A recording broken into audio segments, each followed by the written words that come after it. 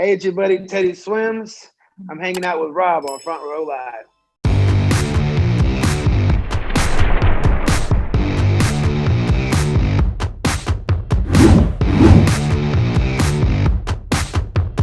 Before we jump in and talk about your new single, I want to know, like, your years of doing these YouTube covers, like, and covering different genres and different artists. How do you feel that impacted your vocal ranges and your creative process when it came to creating your own solo music? I still think it's kind of, if anything, I don't want to say it's done me a disservice, but it definitely has hurt me in a lot of ways. As much as it's helped me, it's definitely like helped me define like what what I love and what I grew up on, and it's definitely influenced my voice growing up this far. But I feel like I set myself up for failure in a lot of ways because when I go to release my original music, to me, they'll just never be as good as any of the damn songs I covered. I've covered some of the best songs in the world, and so like, how can you write a song that competes with "I Can't Make You Love Me" or those kind of old time classics? How can I never too much Luther Vandross? How can I do that? And so, in a lot of ways, of course, it's helped me, but it's left me lost in a lot of ways because I'm consciously always comparing myself to that, and I want so badly to be the Stevie Wonder that it crushes me quite a bit too. So that's kind of like, I guess, a long answer for that, but I think it's kind of hurt me a little bit more than it's helped me, to be honest. That's crazy because I would have assumed like it helped you, basically learn to hit any range and just pretty much tackle Oh, any genre at the same absolutely. time. Yeah, absolutely. But going into writing my solo music, it just sometimes has me clueless because also sometimes I want to write every time I hear a song, I'm like, oh damn, why am I not doing that? Why am I not like writing like country songs or like, and so it's kind of like led me lost in how to blend those genres as well. It's like, it's kind of hard because sometimes I want to go so left field and so jazzy and nerdy, and then sometimes I want to still write metal songs. And so it's the gap that it's been harder for me to bridge the gap of how to use all those instead of just like they push me to be able to work and write those kind of songs, but how do you utilize all those and cohesively come into a market and not confuse the hell out of people. Right. And what led you to land to the music that you're creating now as your solo stuff? Just because honestly, dude, I gotta admit, like, Eris is sick. Like that band is sick, and like those tracks that you did with that is also sick. But like, your music as a solo artist is also like amazing. So how did you go from these like this post-hardcore metal scene to like the soulful kind of stuff that we listen to with My Bad? Man, that's crazy that you looked into that. I'm a Warped Tour kid, man. Like I this is Boys, my home. I'm stoked that you brought up Eris at all, man. That's really cool. I mean, when I got out of high school, 2011, and I first wanted to start getting in bands and stuff with my friends, everybody was doing that music. It was such a big metalcore and post-hardcore scene in Georgia. So in order to kind of be heard at the time, it was like, let's do it. So I spent like, the last few years of my life. I mean, still they're recording on a hard rock metal project right now, just in the other room. So we still scratch that itch, and but I think I just grew up I was lucky enough to be exposed to a lot of different things growing up. I was luckily exposed to a lot of soul music growing up and a lot of metal music growing up. And um, I don't know, man. I like with where I'm writing now and what I'm writing now, it's kind of like, it's kind of hard to gauge where it came from because we're all, I was just writing. I always have been writing in so many different bands at once that I just am such a sucker and a lover of the vocal, and so like any time in my life that I've ever heard anybody be able to do something with their voice, I had to do it. I had to scream, I had to sing, I had to do opera, I had to do Van Halen covers, I had to learn soul music. I had to do musical theater. Like, if there was a way to sing or use your voice, I have to know how to do it. It's like, I'm just a lover of the voice.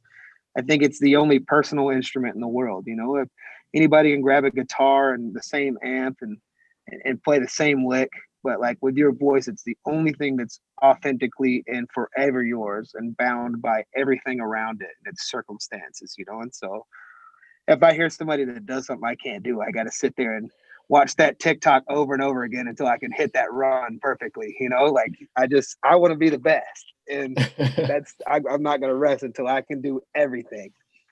And I do get that vibe with the new single "My Bad," just because the musically the song starts out with this like gospel kind of like sound with the piano, but then as you're going, you know, deeper into the song, I get this like undertone of some reggae with the piano that you've been kind of doing.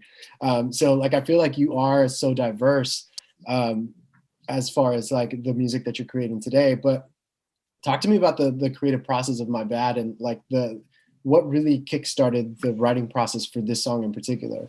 So funny enough, I was at a writing camp with a bunch of buddies, and these guys include the guys I wrote this song with are Julian Bunetta, Kendall and Schweez with Two Fresh Beats. They also wrote "Broke" with me, and this guy Ann Franzino. We were all in a room, and you know we. If you're familiar with like a writing camp at all, it's really neat. A lot of people get together and we all split up into rooms and kind of just wrote over 3 or 4 days. And this song in particular happened to, I didn't even think it was going to be one of them that really stuck, because this was a song that we had written after dinner. We're drunk as shit off of tequila. He brought a fresh bottle down and he was like, hey, look, let's write a song. And I mean, it literally ended up being, I was like, you know, them coming up with the chord progression. And then like Schweez or Kendo, somebody was like, I've been taking these shots back to back. And we're just, I mean, we were drinking mad irresponsibly that night. So the song kind of just spurred up from that. And literally the entirety of it came from, you know, we were in that camp, and it was after dinner. We've been drinking all day. We're kind of just and Julian sneaks a bottle of tequila downstairs, and it came from me, Julian, Kendall, and Schweez, and Ian just pretty much taking shots back to back to back. And you know, Julian picks up this guitar and has this little chord progression, and somebody says, "I've been taking these shots back to back to back," and we all started laughing, you know. And the next thing you know, it's like, all right, let's just record this real quick, and then we just started spitting melodies and kind of freestyling the song as it went. Like, how can we relate this to love in any sort of way? So this is actually a serious song, you know? And but out of all the 8 songs we wrote during that week of the camp, the last one that I suspected would, like, the label would end up being like, whoa, this is a hit, like, is that one.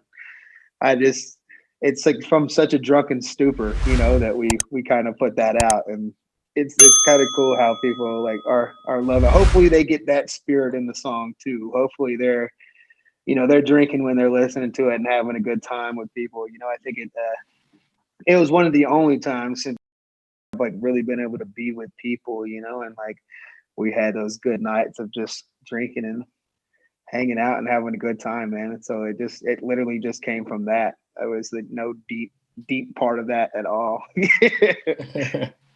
And it's cool that Julian was part of this, Bunetta, just because, you know, listening to Julian's work in the past and even today, like it's more like One Direction, Fifth Harmony, the Vamps, like more of the pop world.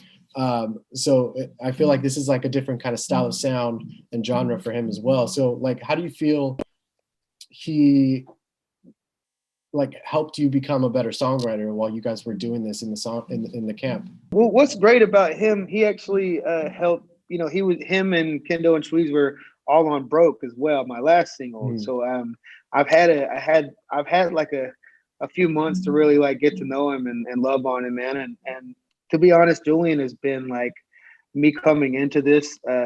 He was like one of the very first people I wrote when I went out to LA, and I've like fell in love with him, and he's been the most amazing mentor and like person in my life. I mean, we FaceTime like, you know, like middle school girls, man. I call him and we'll sit on the phone hanging out for 2-3 hours, man. You know, that's just he's really he's really come in and just shown me the ropes on a lot of this stuff, and helped and guided me with writing and how to take different approaches on music, or he's got a very, very amazing ear about taking like what's the best in me and trying to figure out where else he can put it, and I think he's been just like with One Direction and all those groups, like he kind of like selected those boys and put them together, and him and John Ryan really like wrote them, and so he's got a really amazing, he's just amazing at knowing like talent that he loves and connects with, and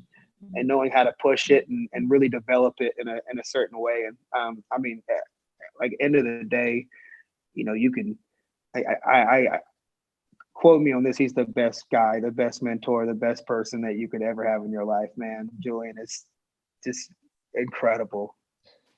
And with all those artists that I mentioned earlier that he's worked with, like the common thing that I've heard from them is that, when you're working with Julian, it's very laid back. It's like you hang out first before you start actually doing work. How important is that for you as an artist? Like, especially because when you would think like when you come into the studio, you already have that mindset that you're going to record or you're going to track something. But, how did that kind of chill vibe kind of affect you or impact you in the way that you create? I think it's super important, man. I think setting that boundary of comfortability is so important, because as many times as you walk into rooms with people, it's sometimes hard because a lot of these writers are, they're not artists themselves because they're quite introverted, they're quite shy. And so, I mean, imagine walking in and your managers kind of set you up on a play date, like your kids, and you like kind of walk into a room, never seen this guy, never talked to this guy. So for me, that's like super important to always take that time to like discuss. And I mean, he's really honestly become more of a therapist than any that I've ever had to me. Like from the moment I met him, he just sets this like wanting to get to know me. And I think that's so important because, going into any writing process or writing with somebody that you don't know, it's always like, so how do you like normally do it? It's almost like the first time you have sex with somebody, and you're like trying to get comfortable, and it's like, so do you like to be like slapped or like choked, or what are you into, or like something like that. And so it's always kind of silly how it's like, so how do you want to start? Do you want to like write about something? Do you have anything on your mind, or like you got chords, or what's up? And so I think knocking that, I guess breaking that iceberg first is so important. It's the most important thing. As far as the video for this track, like you got to kind of live out a dream with being in the ring, being with wrestlers, being a wrestler yourself. Like, talk to me about that shoot and what that experience was like for you. Man, it was the best. I've actually never gotten to be in the ring, and the best part about that video, at the end credits of it, it's a video that we put on. You can find it on YouTube. It's called The Greatest Trampoline Match of All Time. And it was me. I was in 7th grade with my buddy Caleb, and we went out to Macon to these guys and kind of did like a wrestling promo with them.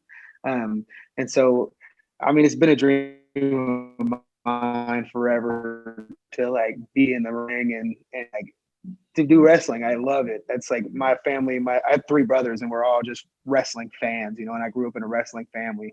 So I just like, to me, it was so important to be able to like, that was like the best day of my life, man, to be able to like kind of get my persona and get in the ring. And a couple of my buddies that have pursued wrestling, were able to be a part of it too, which, made me really happy, man. So it was the best, man. And I've since been talking to Damien a lot, the guy you see in the video, and he's trying to like, on nights off, I'm trying to get up there and start doing a little training myself and see if I can't get in a couple little local shows or something when they open back up. But I've always wanted to do it, man. So that's awesome.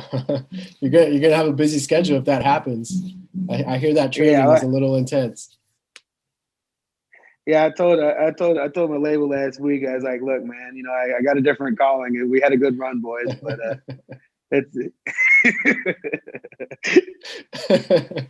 So now that My Bad is out, what else can fans expect for 2021? Man, so we're releasing a whole lot more music now. I know last year we kind of just put out like one, I think, 2 or something, but this year We're releasing like a song. I don't know the exact date, so I kind of like sick on my schedule. So I don't want to like give you exact date and then like, you know, you put it in and I or something or somebody gets mad at me. But we're trying to start releasing songs like, you know, every 6 to 8 weeks or something like that. Where we're gonna just release a whole lot more music is all I'm saying. This year over the last year I've written easily over 200 songs, man. Like Wow. we've been just writing and writing. This been kind of a blessing in disguise in some ways, you know, because of that, because it's just given me so much time to write and write and write and focus and so we got so much music we're sitting on, and thank God we had that whole year for the developmental process to really like, now we're ready to hit the ground running on songs, and we got songs that we're stoked about, the label's stoked about. So I've really learned, and so we're going to be releasing a lot this year. I don't know exact dates or what it is yet, but it's a lot's coming though. I know that.